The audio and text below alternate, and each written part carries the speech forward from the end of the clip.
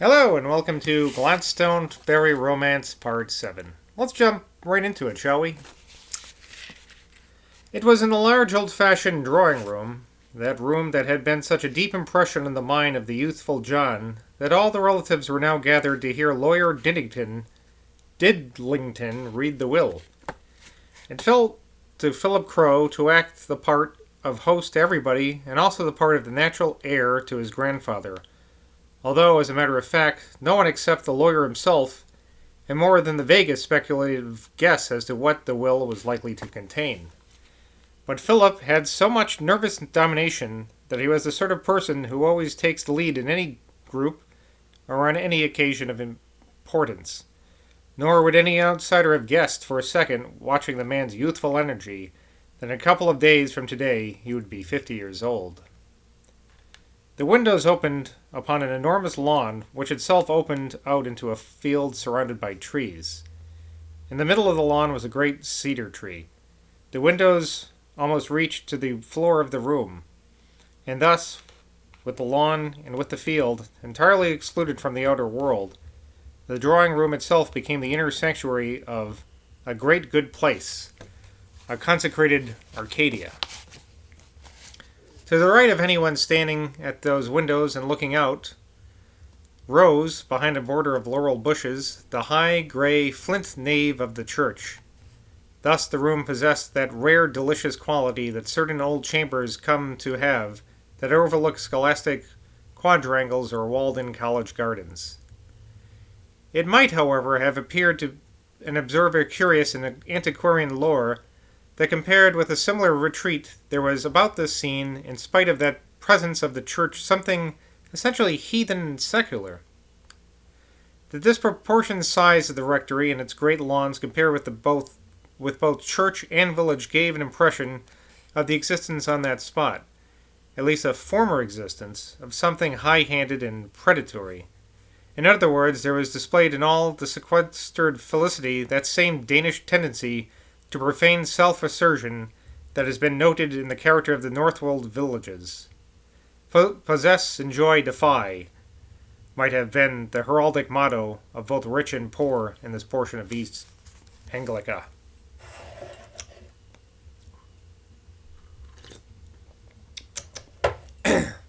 While the sexton was lazily and contentedly shoveling into the grave on the top of the earth-covered coffin all the good Norfolk clay so auspicious for the growing of roses that had been piled up in the foot of the hole, and be it noted that several lobworms and several lively little redworms, which are so irresistible to wily perch, went down into the hole with the clay, there hovered around the body in the coffin a phantasmagoria of dreamlike thoughts.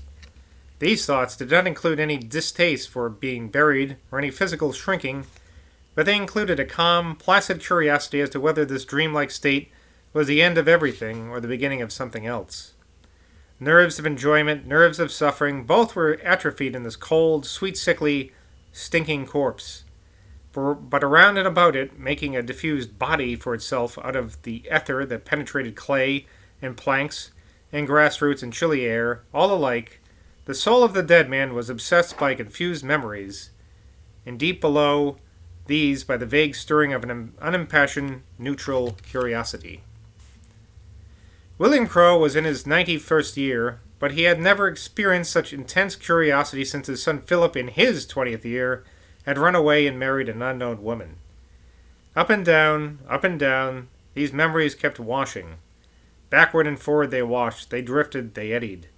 And always, far beneath them, the root of curiosity stirred tremulously like a lazily swaying seaweed beneath an ebbing and flowing sea tide. The eyelids of the old dead face under the coffin lid were tightly closed, and the mouth, that eloquent actor's mouth, was a little open. But what remained totally unchanged was the beautiful, snow-white hair covering the round skull on every side with curls as silky as those of a child. The memories of this dead, cold skull gravitated always towards the image of his long-dead wife. No emotion did they excite, not one tremulous flicker either of love or hate, only upon each separate memory that calm curiosity turned its neutral gaze. A thoroughly mean man. That's what you are, William. A thoroughly mean and cruel man. That sad look in your eyes that you always say is sensitiveness is really cruelty. That's what it is. Just cold-blooded, malicious cruelty. And sensual, too. Oh, wickedly, wickedly sensual. With the absolute calm of a botanist observing a plant, did the curiosity in the soul of this corpse listen to this whisper of memory. And again the voice of the proud lady out of her Swiss grave penetrated the Norfolk clay. Elizabeth Devereux to William Crowe, I was a fool ever to marry such a person as you, William. Mother always said it was marrying beneath me. The mouth of the dead face fell open a little further, and the terrible, unapproachable silence of decomposition deepened. My Philip's son will be like his father, the woman's voice reiterated. He'll be all me. He'll be a true Philip Devereux. He'll have no touch of this Dane in him. The confinement of the coffin boards was nothing to William Crowe. The raw clay rattling noisily down from the sexton's spade was less than nothing to him. To suffer from anything, to enjoy anything, he had forgotten what those words meant. Enjoyment? Suffering? What strange morbid by issues of human consciousness were these? But the voices of the women began again, and that cold, disinterested curiosity stirred placidly to hear her words. Yes, you may look at yourself in the looking-glass as long as you like, William. That sad, weary look under your eyebrows, over your eyelids, is nothing but selfish cruelty, such as kills flies and torments people without hitting them. My family has always taken what it wanted, but it never stooped to spiteful tormenting.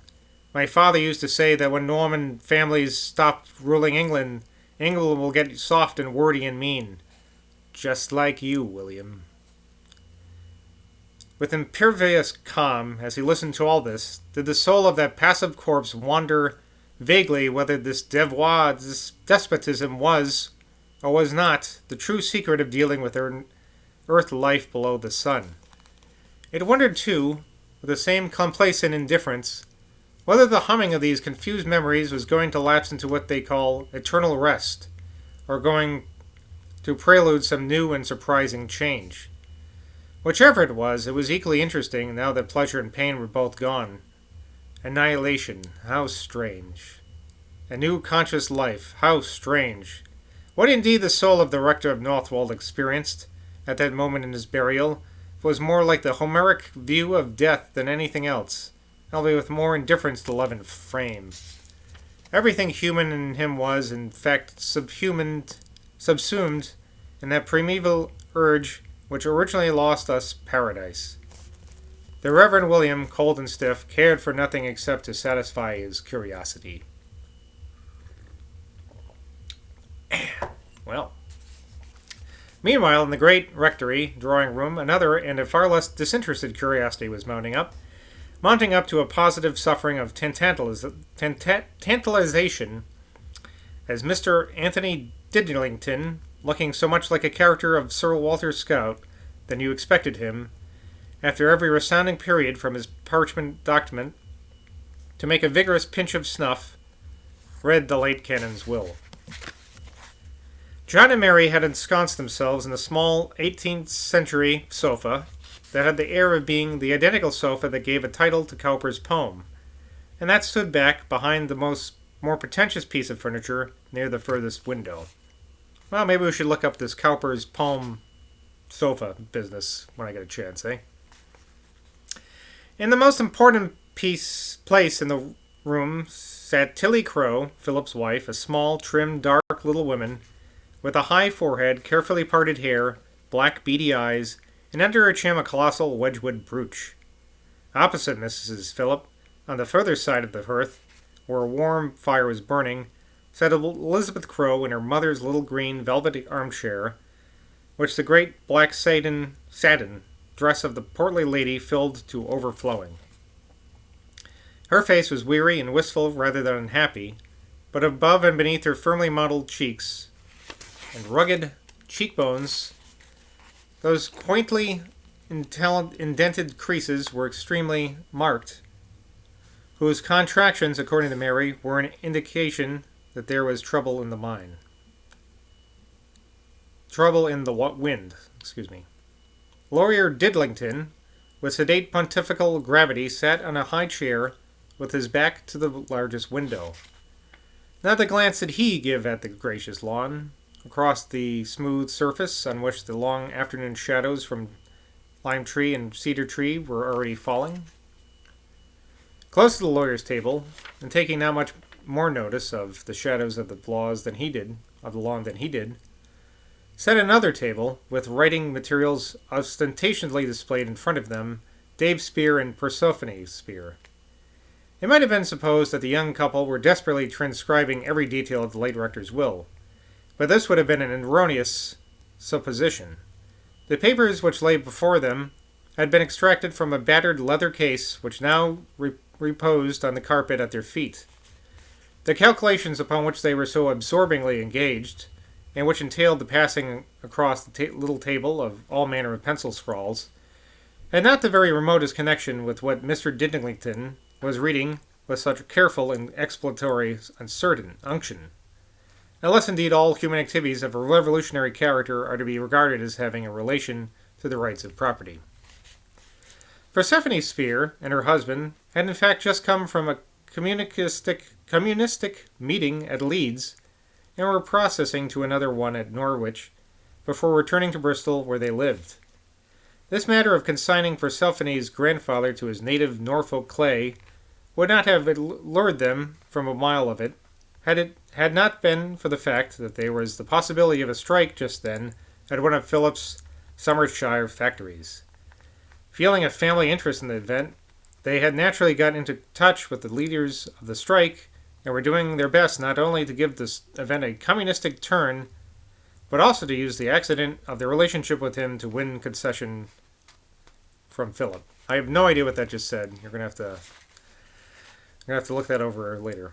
It was a faint amusement to Mrs. Elizabeth, even at the midst of her sad thoughts, to observe how curiously unlike each other these two young revolutionaries were, and what a perfect unanimity existed between them. Spear was a short, humorous, broad-faced youth, whose closely cropped hair fell in small, merry blue eyes, while Percy was a tall, lanky maid of a brownish, gypsy-like complexion and with a mop of dusky curls. So there's some sort of revolutionaries that were trying to interfere with Philip's factories or something. Okay. Mr. Philip Crowe himself had been, until the lawyers actually commenced reading, moving, like the energetic diplomat he was, from one to another of all these relatives. Even now, while everyone else was seated, he stood with alert, polite attention, leaning against the side of the big window, with his back to the lawn, and keeping his eyes fixed upon the old-world physiognomy of Mr. Anthony Didlington. No one could have denied to Philip Crowe the epithet of handsome. He was indeed the only thoroughly good-looking one of all the assembled relatives, but his good looks were attended with so little self-consciousness, and were so completely subordinate to his formidable character, that they played a very minor part in the effect that he produced. The man drove himself. You could see that in his hawk nose, his compressed lips, his narrowed eyelids, his switching brows. But he drove others yet more inflexibly, and was apparent from the roving intensity of his gray eyes, the eyes of a pilot, a harpooner, a big game hunter, in a word, of a Norman adventurer who kept, organized, constructed, and who molded sans petit weaker natures to his far-sighted purposes. I'll read a little bit more today. I'm feeling... why not?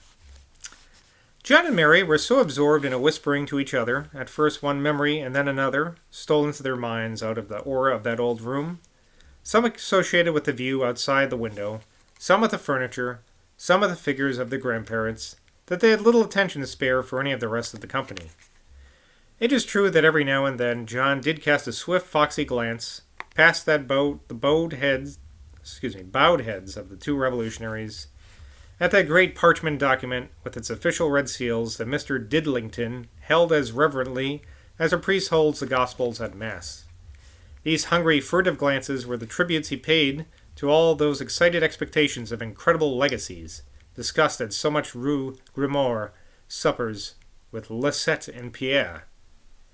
But those greedy thoughts came quickly and went quickly. The seductive softness of Mary's long limbs, as she sat with the crossed legs and clasped hands staring gravely at his face, made his already achieved good luck more precious than any ecclesiastical bequest. Wow, that was wordy, huh? It really seemed interminable, the list of plots and parcels of good English ground, inhabited and uninhabited, which, in various portions of Norfolk, William Crowe had inherited from his thrifty yeoman ancestors. Still it went on drawing itself out, this protracted list, and as yet no hint had appeared as to who was going to be the grainer of all this accumulation of properties, of which apparently the dead man had an undisputed right of their free disposal. The wind had quite dropped now, the shadows of the lawn were darker and colder, and the few yellow dandelions that had escaped the gardener's shears had closed themselves up and looked as dandelions do when near sunset, forlorn, impoverished, empty of all glory. A pallid radiance altered with velvet black shadows upon the trunk of the cedar, and over the daffodils in the grass, and over the hyacinths in the flower beds, a peculiar chilliness, rising from a large hidden pond beyond the field, and not yet palpable enough to take the form of a vapor, moved slowly from the edge of the distant shrubbery towards the house. Well, the will is being read. A dead guy is having thoughts or not having thoughts. Pretty morbid stuff in that section. A little disturbing. Well, that ends and concludes Glastonbury Volume 7. We're on page 50 of 1,120 pages, so we still got ways to go. Let's see our progress here. But we'll continue reading. See you later. Cheers.